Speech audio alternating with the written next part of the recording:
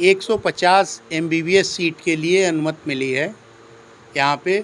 और इसके होने से ये तराई का पूरा क्षेत्र, पूरा पूर्वांचल हम लोगों का, जो बच्चे दूर नहीं जा पाते थे शिक्षा ग्रहण करने के लिए, तो वो आपके इस मेडिकल कॉलेज से शिक्षा ग्रहण करेंगे। तो इससे परोक्ष और अपरोक्ष रूप से हम लोग डॉक्टर बनाने में अपना बेहतर योगदान देंगे। और अगर बच्चे शिक्षित होंगे तो निश्चित तौर पे यहाँ के इस क्षेत्र का पूरा विकास होगा। सर, मेडिकल कॉलेज खुलने से कितना क्या फर्क पड़ेगा स्वास्थ्य को लेकर, क्योंकि ये पिछड़ा इलाका है, नेपाल से भी जुड़ा हुआ है, कितना फर्क पड़ेगा?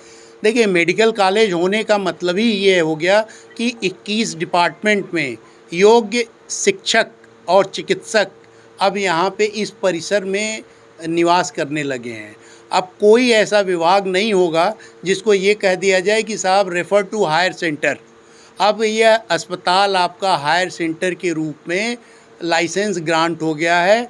अब यह मेडिकल कॉलेज किसी भी प्रकार की बीमारी को दूर करने में, प्रयास करने में, इलाज करने में सक्षम है। निःशुल्क का भी आपने यस, निःशुल्क के लिए यहाँ पे अब जितने भी प्रसव होंगे, इस सिर्फ जनपद में नहीं, पूरे पूर्वांचल में, इस मंडल में जो भी हमारी बहनें हैं जो प्रसव डिलीवरी होनी है उनको, तो उनको यहाँ से अब कॉरपोरेट सोशल रिस्पॉन्सिबिलिटी के तहत मेडिकल कॉलेज उनको निःशुल्क डिलीवरी मुहैया कराएगी।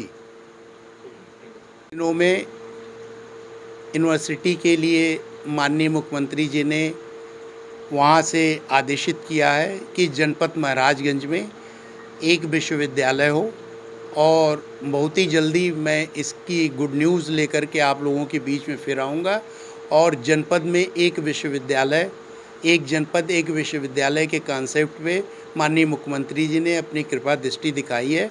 और इस जनपद में बहुत ही जल्दी आपको एक विश्वविद्यालय भी मिलेगा, जिससे बच्चे जो हाई स्कूल, इंटर और ग्रेजुएशन के बाद हायर एजुकेशन के लिए बाहर जाते थे, अब वो सारी शिक्षा यहीं पे उपलब्ध रहेगी। सफ़र बहुत ढेर सारी यादें हैं, खट्टी मीठी, बट खट्टी ज़्यादा हैं क्योंकि पिछले 10 वर्षों में शायद ही कोई ऐसी रात रही हो कि मुझे चैन की नींद आई हो।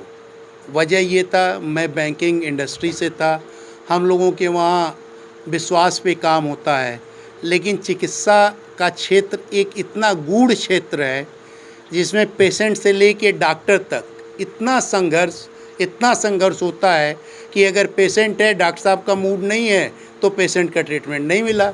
और डॉक्टर साहब लोगों के लिए बहुत ही बड़ा शहर चाहिए।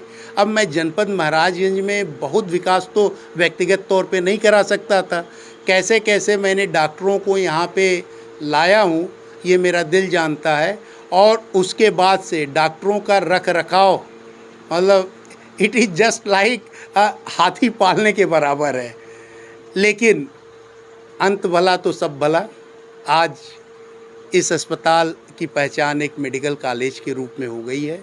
तो मैं चिकित्सकों का भी धन्यवाद दूंगा कि शुरुआत के दिनों में मुझे बहुत ही तकलीफ़ हुई, लेकिन बाद में आकर के बहुत ढेर सारे अच्छे चिकित्सक भी मुझे मिले जो डेडिकेटली जनता की सेवा किए, और उसी का प्रतिफल है